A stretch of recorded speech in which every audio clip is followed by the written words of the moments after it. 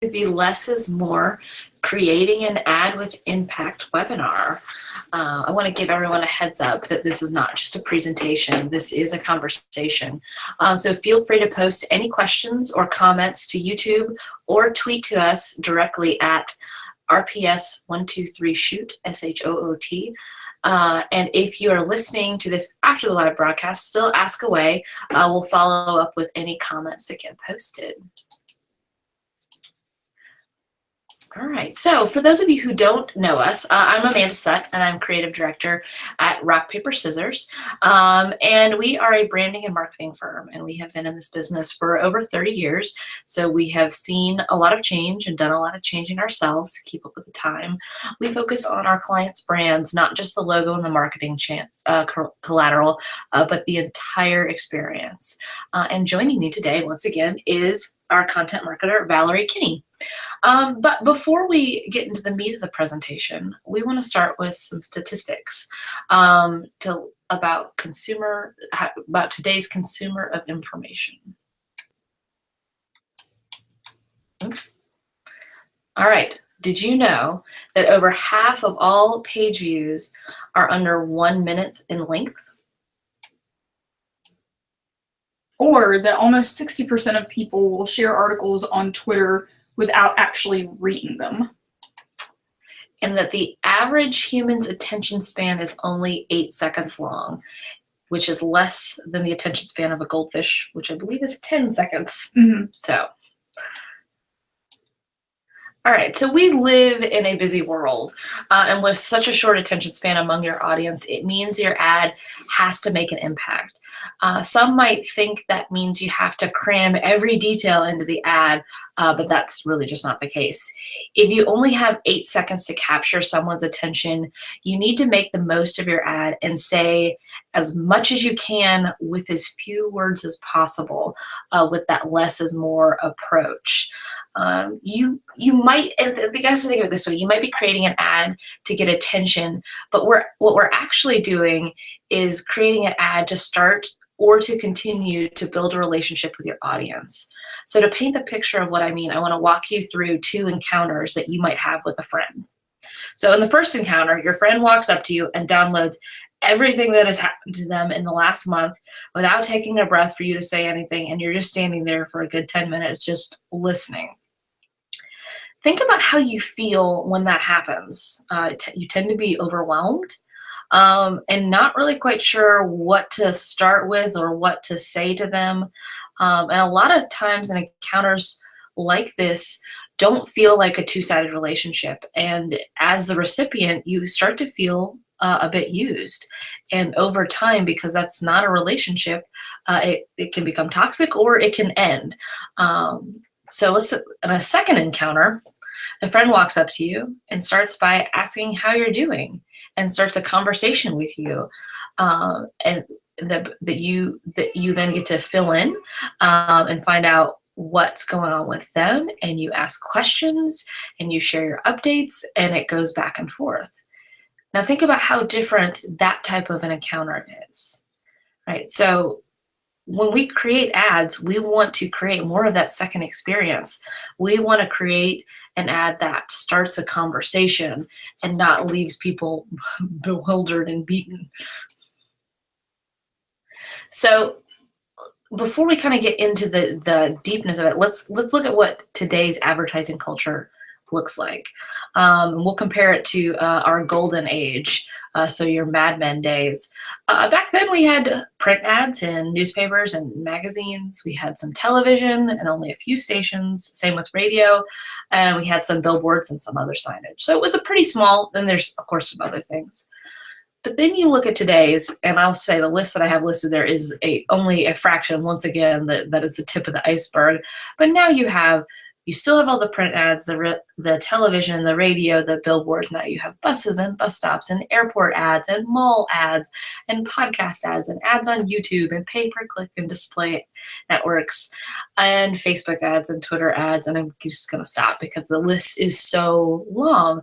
And so that's an important thing to really think about when we're going into this is there's just a lot more for your ad to have to stand out amongst. So when we're looking at all of this, we really also want to focus on consumer perception and how this has changed.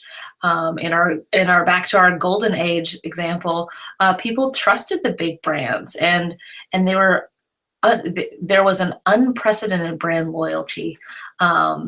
50 or 60 years ago. Whereas today's audience has been greatly shaped by the Great Recession. People's lives were turned upside down by some of these big brands. They lost money, they lost their jobs, they lost their homes. And our audience today is very skeptical of that older style, that clean, polished, perfect looking brand out there, because from their experience, that was the type of business, and that closed door mindset was deceptive, and that's what ended up hurting them. So today's consumer is looking for a transparent company that isn't perfect, that will own their mistakes, and is honest, and will have a conversation with them, and is not just hiding behind a big brand and a big building. So it's really important to understand that before we even look at what we're doing to design an ad or create a message or looking at our placement, is understand who we're addressing with this. So keeping in mind where your audience is coming from, it's important that you create ads that will connect with them. In today's culture, we're inundated with ads everywhere, though. Everywhere we look, everywhere we go. Think about all the digital ads that you see here in this example in Times Square, the back pages of your favorite magazine, and even ads in your internet browser. They're all over the place. And when you think about that, your ad's going to have to cut through all that clutter and stand out in a way that gives your end consumer an honest look at who you are. Mm-hmm. And so taking that into mind, when you understand who you're connecting with and the culture that you're inserting into, we then we get to decide how we're going to connect, cut through that clutter, and get to our goal. So how do you get there? And so to get started, you need to know about the 3 things that your ad needs to do. So we keep this simple, 3 things. We can do this, right? So the first thing your ad needs to do is capture your audience's attention. If it doesn't catch them within the first couple seconds, you're going to lose them. Mm-hmm. And then the second thing is it needs to connect with your audience. And your message can do this. It can do it by crafting a clear message in a few words that is supported by an image or graphics that supports or helps tell the story. Think crisp, clear images that get attention while supporting your message. And crisp and clear are very important. I can't tell you how many times I've driven down like 85 and there's a picture and 10 miles down the road you have no idea what it is, and it just gets confusing. So making sure it's clear. If you really want to connect, you want to focus on the problem that you're solving, not just the product or service that you're selling. People tend to live in their own bubble, and with a lot of things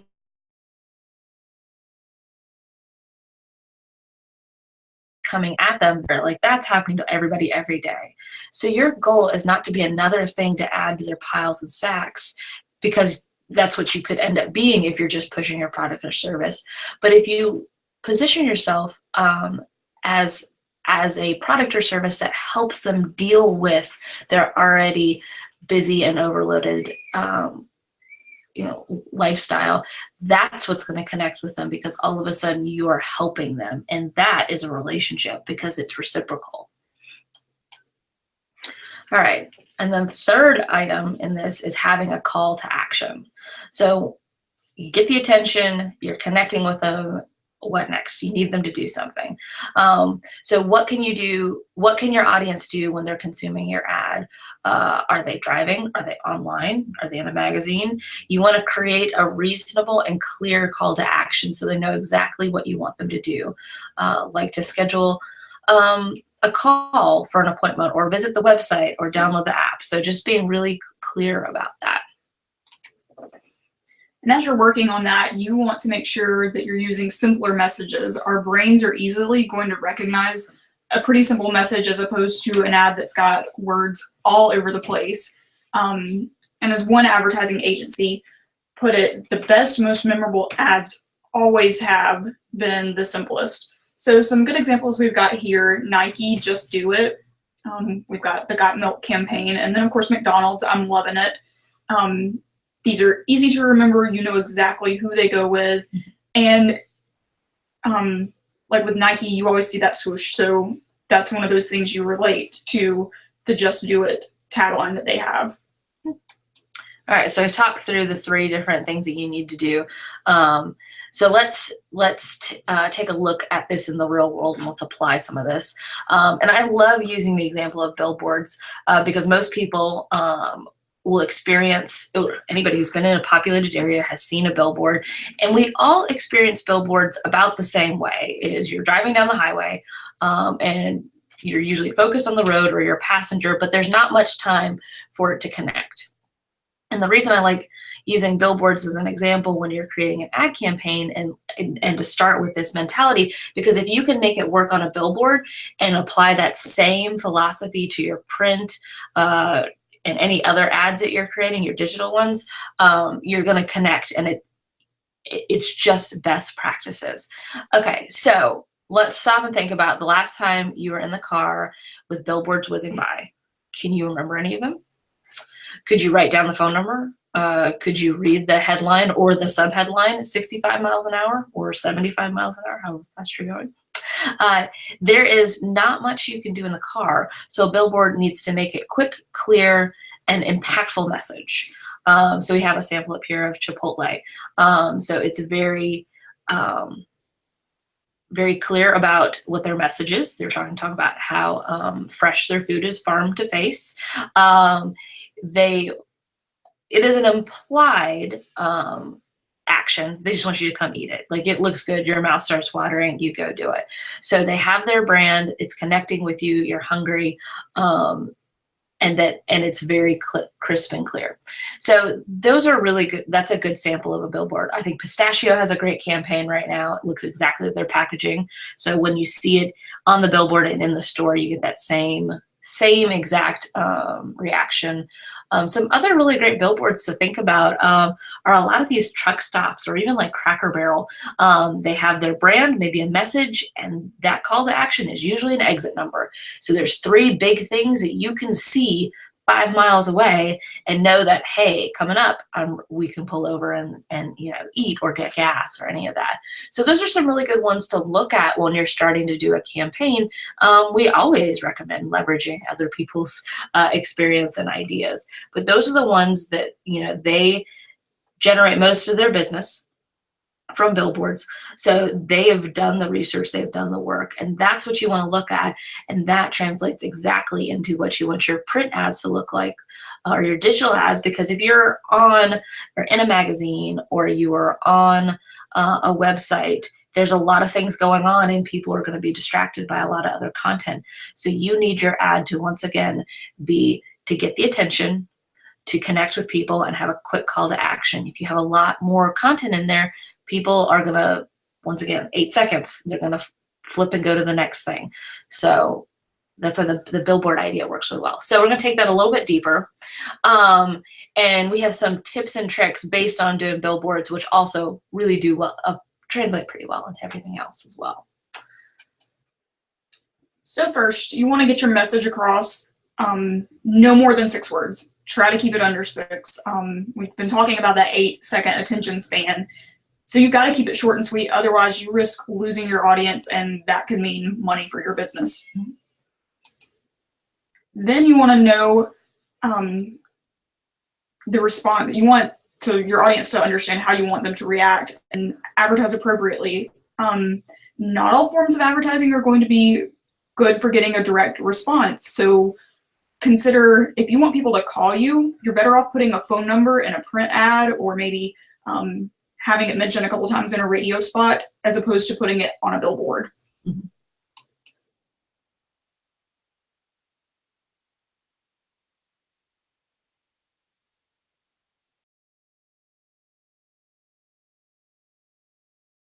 Is to get distracted. Oh, sorry.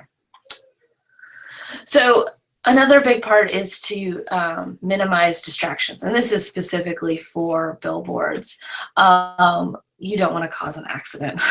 Now, you do want to get attention, but you don't want to cause distraction. So those are two. It's a fine line, but you want to be really aware of that situation that you're in. So that's something to really keep in mind. And then also your ad messaging should be smart and fun, but not overly clever.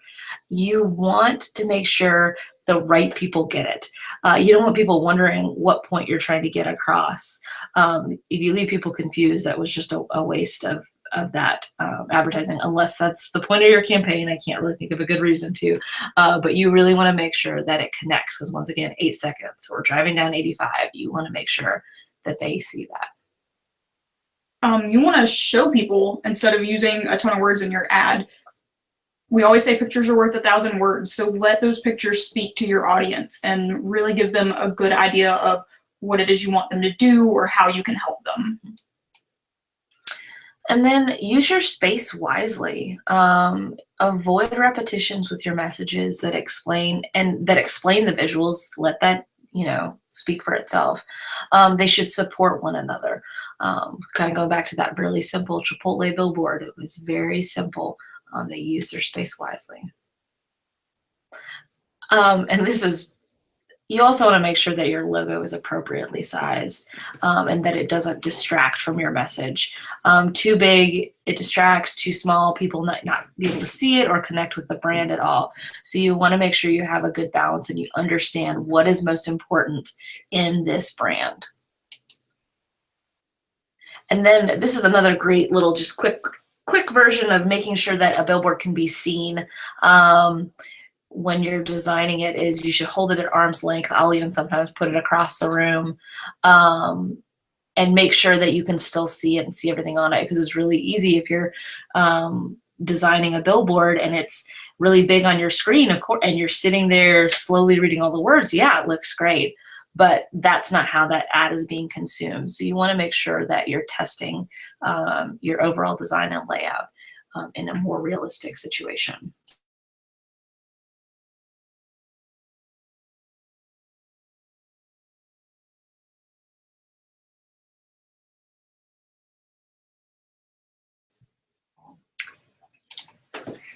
Okay, so a few final words of advice that we have.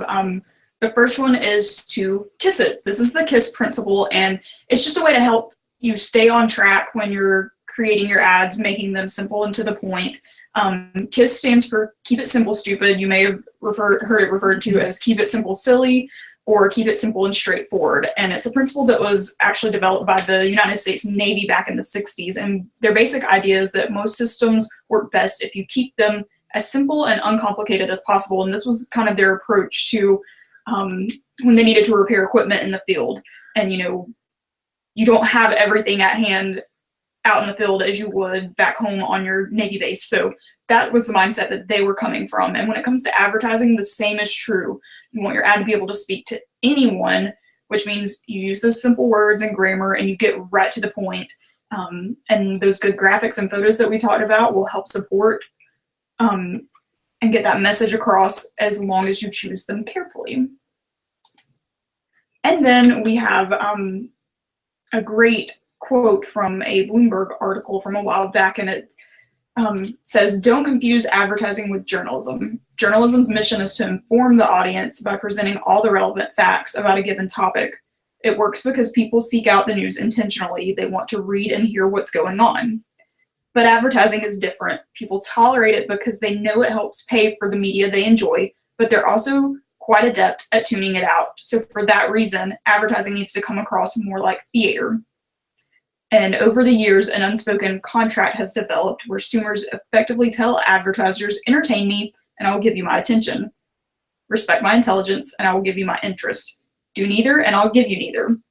Those advertisers that respect that unspoken contract typically enjoy the success more than the ones that don't end up doing that, and then their advertising doesn't work. Mm-hmm. Excellent. It is a great quote. All right, so now we're up for questions, and we got some questions a little bit submitted earlier. And if you guys want to post anything through YouTube or Twitter, we will answer those as well. All right, Valerie, what do we got? All right. First question, if I make my font smaller, can I put more words on my ad? No, no. Less words. Goes back to that. Keep your headline to 6 words. If you have more to say, have that part of your call to action. Send them to your website. Have them call you so you can tell that story. Have them walk into the store.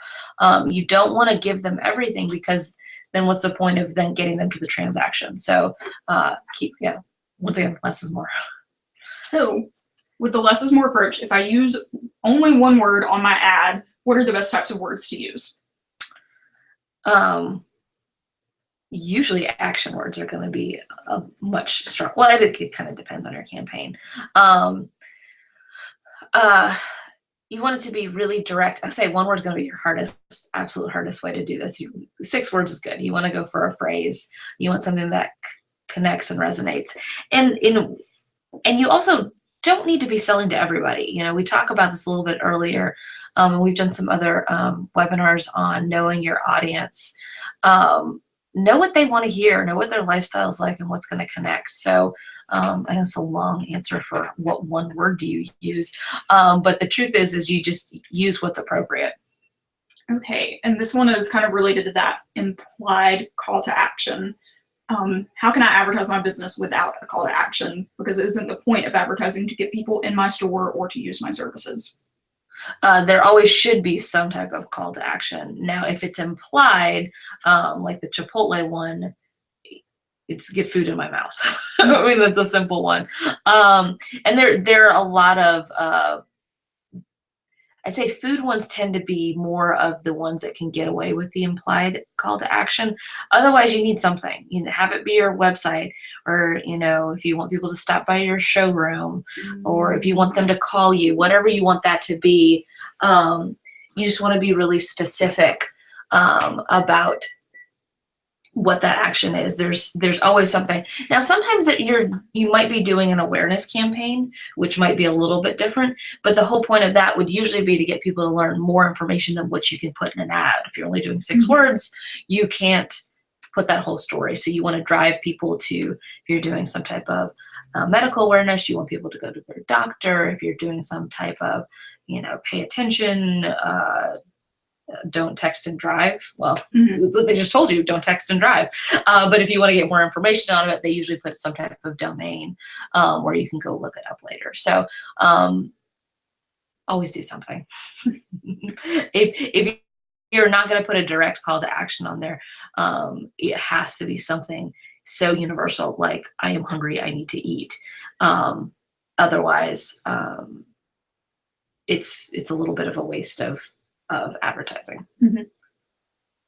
Is that it? That is it for questions. Excellent. Well, thank you guys for joining us for our Less is More, Creating an Ad with Impact. A recap of the webinar will be posted on our blog soon, so stay tuned to 123shoot.com. And be sure to join us on March 15th for our next webinar, and we are going to dive into Instagram and why you might want to use this. Thanks, guys.